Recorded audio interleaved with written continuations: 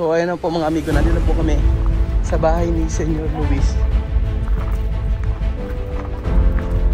Kaso bakit walang tao? Sabi sa to abuelo. Ayan, nakita rin ang maglolo. Magandang tanghali po sa inyo mga amigo. Buenas tardes. Hola, buenas tardes. ¿Qué tal? Bien, bien. Bien. Olor bien, ha? Amoy, may palmolive si Tia Celsa. Olor de palmolive. Aba, ganda ni Tia Celsa ngayon, ha? Oh. Ngayong araw po mga amigo ay may pupuntahan po tayong napakahalagang tao sa buhay ni Tia Celsa. At ito po yung unang pagkakataon na makikita ni Sophie ang kanyang lolo. Ang kanyang tunay na lolo. At ayan. Ano kaya ang magiging reaksyon ni Sophie kapag nakita niya ang kanyang lolo? Wala siyang idea mga amigo dahil sabi ni Tia Celsa ay hindi pa raw nakikita ni Sophie ang kanyang lolo. ¿Qué es esto? Karakol? Ay, sila bibisita oh. May karakol. Sino kumuha to? Tatay nila. Karakol. Sarap yan. So, ang lolo ni Sophie ay nakita na raw ni Sophie to pero bata pa talaga. Oo, bata pa. At hindi ngayon ay makikita ni Sophie ang kanyang lolo. Ayan si Mireille.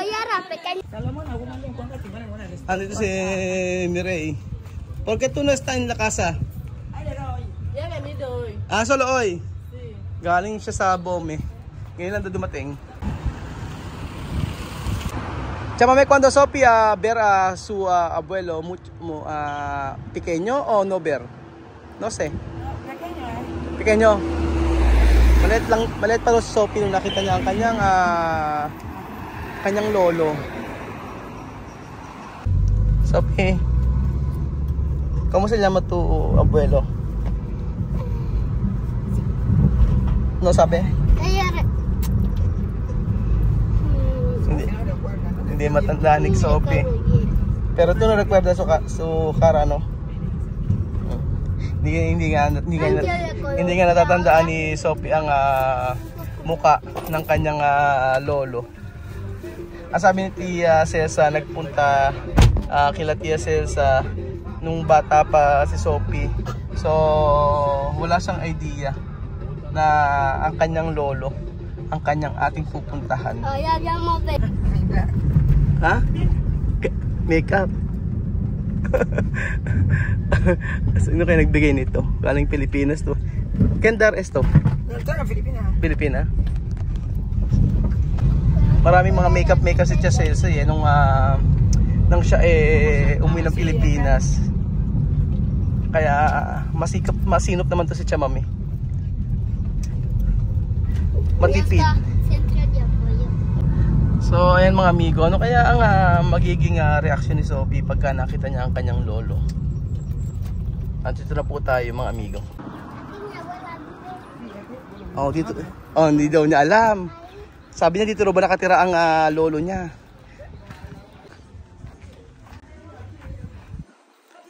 Sophie, tu viniste aquí antes? Hindi pa nga siya napunta.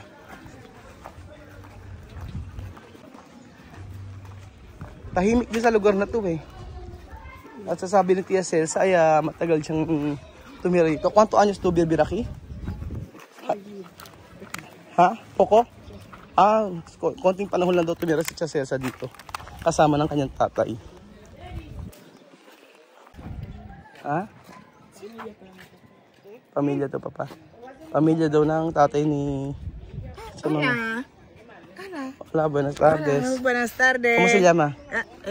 ¿Tu nombre? Ángela. Ángela. Ajá. Ángela. Vale.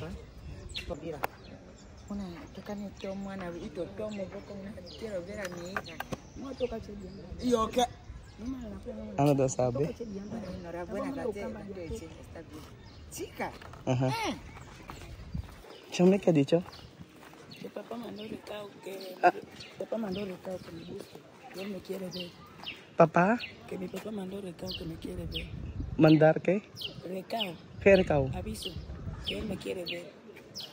Papá ha dicho a ella que él me quiere ver. Ah, tu papa? Me quiere ver. Quiere ver tu? Ah. Gusto raw makita ng tatay ni Chamame. Gusto raw makita ng tatay ni Chamame si ano, ang ating si Chamame, yan. Ano ba yan? Mali-mali ako ng mga sinasabi, pasensya na mga amigo. At sobrang init po dito. So minsan talaga nadodoble-doble yung mga sinasabi ko. Uunawaan nyo na lang kasi pag mga ganito hindi ko na po ini-edit mga amigo. Nilalagyan na lang ng subtitle. Pero ngayon tinatagalog ko na po. So ayan na po mga amigo, nandito na po kami sa bahay ni Senyor Luis. Kaso bakit walang tao? So sarado po mga amigo. Sarado ang bahay at wala pa. Ewan namin kung saan nagpunta. So makikita pa kaya ni Sophie ang kanyang lolo. Sila Alima nakita na po at sila Misma. So nasa eskwelahan pa po sila Misma kaya hindi po namin nakasama. Ayan. Si Sophie po ang nasa bahay kanina. Kaya dapat lahat sana kasama sila. Kaso wala sila Misma ron tsaka sila Amir nasa school.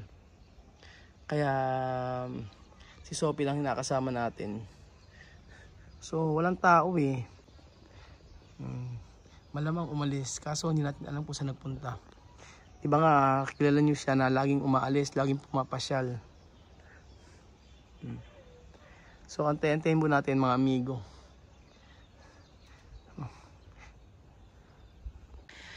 Kung nagtataka lang ako, nung nagpunta kami dito, masyadong hindi siya hyper, tranquilo lang siya. Tapos parang emotional siya. Pagka nagpupunta kami dito. Sabi, ¿por qué tú emotional cuando tú venir aquí? ¿Qué tú recuerda? Mucho. ¿Ah? Mucho. ¿Mucho? ¿Ejemplo qué? Porque voy a pasar mucho tiempo sin ver a papá, mucho tiempo. Después yo venía, cuando yo venía aquí recuerdo mucho. Mi mamá casada aquí. Tu mamá casada aquí. Sí. ¿Qué tú recuerdas más? Mi mamá casada aquí, mi mamá de barrio, pequeñita, Meses. Después no veo mi papá hasta 13 años. Después tu papa salir. Sabi ko kay Chamami, baka siya emotional kapag napupunta kami dito. Sabi niya, sabi ko marami ka bang naiisip? Sabi niya, ano yung mga naalala mo? Sabi ko sa kanya, naalala daw niya yung kanyang papa. Kasi dito rin ikinasal yung kanyang nanay at saka yung kanyang tatay. Tapos iniwan sila ng kanyang tatay at umalis at nagpunta kung saan saan. Sabi, sa to abuelo. Ayan. Nakita rin ng maglolo.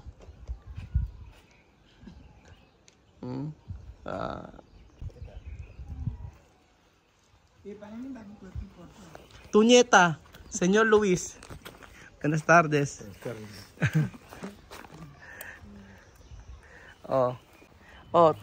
Tu abuelo, Sophie.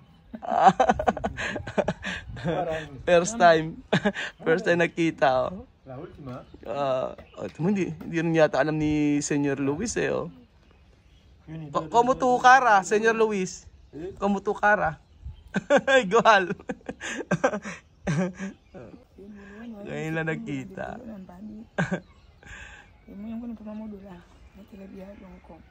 Nakakatuwa na ganito, no? Kahit may sama ng loob si Tia Cesa kay Senyor Luis, naging okay ang lahat.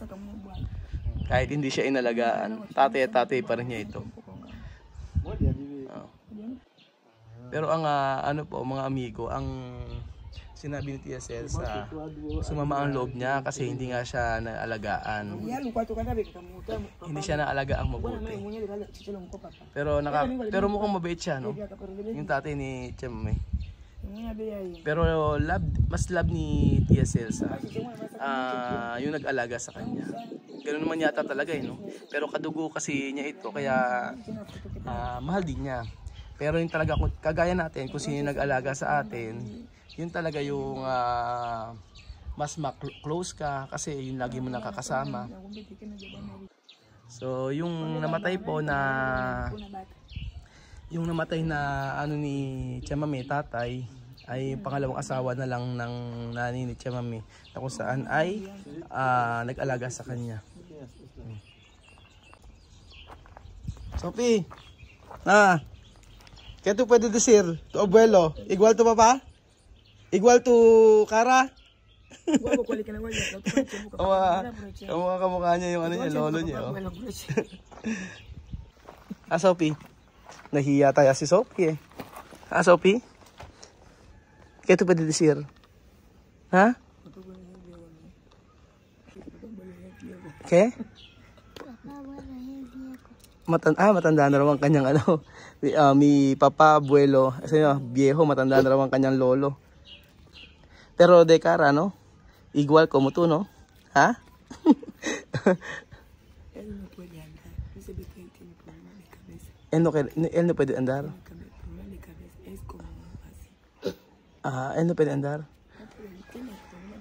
De cabeza. Alam niyo po kasi kanina ko pa kinukulit si Chamame. Chamame, baka ako pwede nating isama si Lolo Luis at kumain sa labas. Tapos tinanong ko si Senyor Luis, sabi niya sa ibang araw daw kasi hindi raw siya kumakain ng sinsal, comer con kasal, no? Hindi raw kumakain ng asin, na may asin at saka may mantika.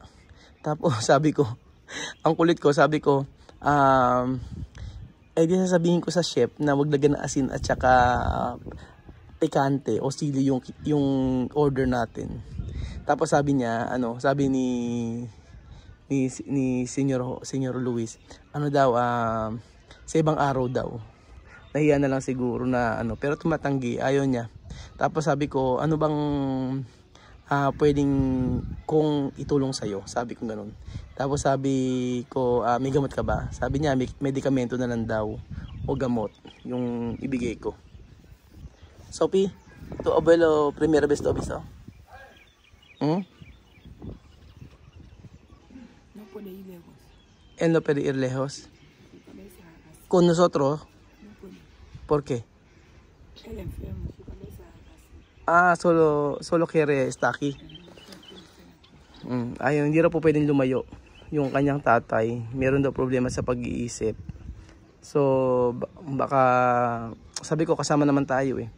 Gusto ko kasi na isama at pumunta sa resto. Tapos para kumain and then kung gusto grocery. Pero Chamame, cuando no quiere andar, ¿cómo va su comida? Yung kapatid daw niya ang nagbibigay ng pagkain. Oo. So binibigyan ng pagkain ng kapatid niya. Sabi ko kung hindi po pwedeng maglakad-lakad o umalis, paano yung pagkain niya? Yung kapatid daw nito. Pinapapasok kami ni Senyor Luis, ayaw ni Tia Celsa. Ewan ko kung bakit. ¿Por qué tú no quieres entrar? ¿Ha? ¿Qué razón? ¿Ha? ¿Qué razón, Chamame? ¿Ha? ¿Tú no quieres entrar? ¿Qué razón? Kapag daw pumasok siya, marami siyang naaalala. Kaya pala nung unang punta namin dito, iyak na iyak si Tia Celsa. ¿Cómo se llama tu abuelo? Abuelo Luis. ¿Cómo se llama tu abuelo? Yo no escucha. Abuelo Luis. Abuelo Luis. Alam niya na ngayon ang pangalan ng kanyang lolo. Sophie, ¿tú quieres dormir aquí? Abuelo Luis, ella quiere dormir aquí. Y dormir con su marido. ¿Tú quieres, Sophie? Sabi ko, gusto matulog dito. Sabi niya, daw. ¿Tú quieres dormir aquí con tu abuelo? Con L. Aba? Ame, cuando él, yung muli na misa. Gusto daw niya matulog dito eh. ¿Dónde tú quieres dormir? ¿Aquí o mi casa? Ha? Aquí? Sabi ko saan mo gusto matulog, sa may bahay namin o dito? Dito daw sa lolo niya. Mula pagkabata eh, ngayon lang halos nagkita, ngayon lang nagkita eh. Ngayon lang nakita ni Sophie talaga. Ang kanyang lolo. Meron nga pong problema mga amigo sa pag-iisip. Yung ano ni tatay ni Chamami. Alam niyo po kung bakit? Kasi sabi ko, amin na yung number, kinukuha namin yung number. Tapos sabi niya, may problema yung telepono niya. Tapos sabi ko, wala namang problema, amin ang binuksan ko. Sabi niya, pinipilit niya sa akin na mayroong problema. Pero chinek ko naman, 96% naman yung battery. Tapos nung tinatawagan naman, natatawagan naman. So, tas kanina inaaya ako na pumunta. Sabi ko sa restaurante, ayaw talaga niya. Gusto lang daw niya, dito lang daw siya. Marami nagre-request yun eh. Sabi nga na pumunta raw sa sa resto, pag-grocery daw. Ayaw. Señor Luis, ¿tú no quieres comprar cosas da mercado? Arroz, aceite. Ayaw talaga niya. Ayaw hindi mapilit. Solo comprar medicamento. Chamame, no? Mas mejor comprar medicamento, no? Bili na lang ng gamot. Pero cuando yo dar dinero, ¿quién va a comprar? ¿Su hermana? ¿Tu hermana comprará medicamento? Con coche, llamar taxi y la farmacia grande. Aquí hay farmacias grandes. Todo mucho. Hoy, ¿tú no quieres comprar medicamento? Cuando usted quiera, cuando tengas dinero. Yo tengo dinero. Vamos a comprar. Sí. Cuando hace unos días.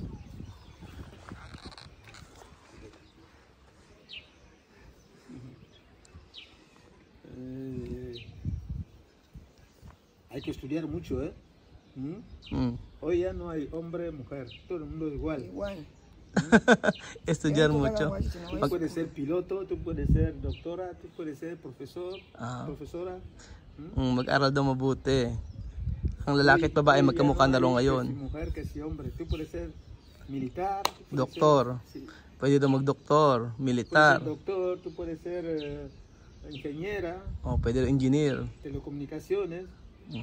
IT. Ayan. Sinasabihan ni Senyor Luis si Sophie na mag-aral mabuti. Problema de yo soy mujer, yo soy hombre. Todo igual. ¿No? Cuando cuando hombre puede doctor, también mujer. No. Sabi niya ay pantay-pantay na ang mga tao ngayon. Ang kayang gawin ng babae, ang kayang gawin ng lalaki ay kayang gawin na rin ng babae. Tora. Preguntar ella, ¿qué ella quiere? Sí, ¿qué quieres? ¿Quieres ser profesora? Sabi que, teacher daw, teacher. Pero antes tu ha dicho, doktor. Sophie? Nahihiya pa si Sophie,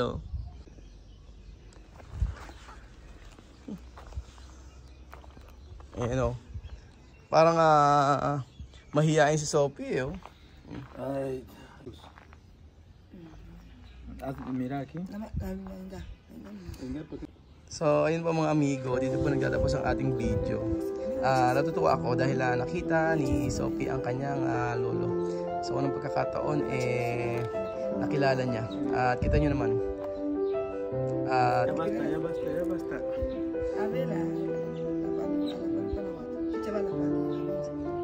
Salamat po mga amigo sa walang sawa niyo pong panonood ng ating video. At masaya ako na nakita si Sophie at ang kanyang lolo. At yun. Thank you po mga kababayan ko at God bless. Buhay po ang Pilipino. Yeah. Yo tengo problema de... Muchísimas gracias.